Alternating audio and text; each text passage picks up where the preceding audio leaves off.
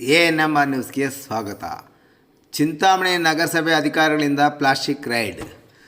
ನಗರದಾದ್ಯಂತ ಸಂಪೂರ್ಣ ಪ್ಲಾಸ್ಟಿಕ್ ನಿಷೇಧ ಮಾಡಿರುವ ನಡುವೆಯೂ ಅಕ್ರಮವಾಗಿ ಪ್ಲಾಸ್ಟಿಕ್ ಕವರ್ಗಳನ್ನು ದಾಸ್ತಾನು ಮಾಡಿಕೊಂಡು ಮಾರಾಟ ಮಾಡುತ್ತಿರುವ ಅಂಗಡಿಗಳ ಮೇಲೆ ಮಂಗಳವಾರ ನಗರಸಭೆ ಅಧಿಕಾರಿಗಳು ಮತ್ತು ಚುನಾಯಿತ ಪ್ರತಿನಿಧಿಗಳ ತಂಡ ಹಲವಾರು ಅಂಗಡಿಗಳ ಮೇಲೆ ದಾಳಿ ನಡೆಸಿ ಸುಮಾರು 300 kg ಪ್ಲಾಸ್ಟಿಕ್ ವಶಪಡಿಸಿಕೊಂಡಿದ್ದಲ್ಲದೆ 8,000 ರುಗಳ ದಂಡ ಹಾಕುವಲ್ಲಿ ಯಶಸ್ವಿಯಾಗಿದ್ದಾರೆ. ನಗರಸಭೆಯ ಪ್ರಭಾರಿ ಪೌರಾಯುಕ್ತ ಉಮಾಶಂಕರ್ ನೇತೃತ್ವದಲ್ಲಿ ನಗರಸಭೆಯ ಹಿರಿಯ ಆರೋಗ್ಯಾಧಿಕಾರಿ ಆರತಿ, ನಗರಸಭೆಯ ಅಧ್ಯಕ್ಷೆ ರೇಖಾ ಉಮೇಶ್, ಉಪಾಧ್ಯಕ್ಷರಾದ ಸುಹಾಸಿನಿ ಶೇಷರೆಡ್ಡಿ, ನಗರಸಭಾ ಸದಸ್ಯರಾದ ಜಗನ್ನಾಥ್ ಮತ್ತು ನಗರಸಭೆಯ ಸಿಬ್ಬಂದಿ ವೋಟರ್ ಸ್ಟ್ರೀಟ್, IDSMD ಮಾರುಕಟ್ಟೆ, PCR ಕಾಂಪ್ಲೆಕ್ಸ್ ಮತ್ತು ಬೀದಿ ವ್ಯಾಪಾರ ನಡೆಸುವ ಹಲವಾರು ಅಂಗಡಿಗಳ ಮೇಲೆ ದಾಳಿ ನಡೆಸಿದರು.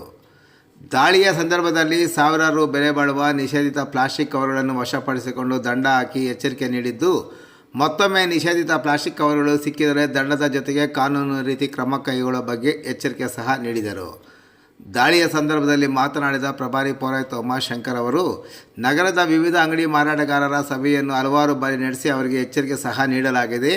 ಆದರೂ ಕಣ್ಣು ತಪ್ಪಿಸಿ ಮಾರಾಟ ಮಾಡುತ್ತಿದ್ದಾರೆ ಎಂದ ಅವರು, ನಿಷೇಧಿತ ಪ್ಲಾಸ್ಟಿಕ್ ಮಾರಾಟದ ಬಗ್ಗೆ ಸಾರ್ವಜನಿಕರು ನಗರಸಭೆಯೊಂದಿಗೆ ಕೈಜೋಡಿಸಿ ಮಾಹಿತಿ ನೀಡುವಂತೆ ಮನವಿ ಮಾಡಿದರು.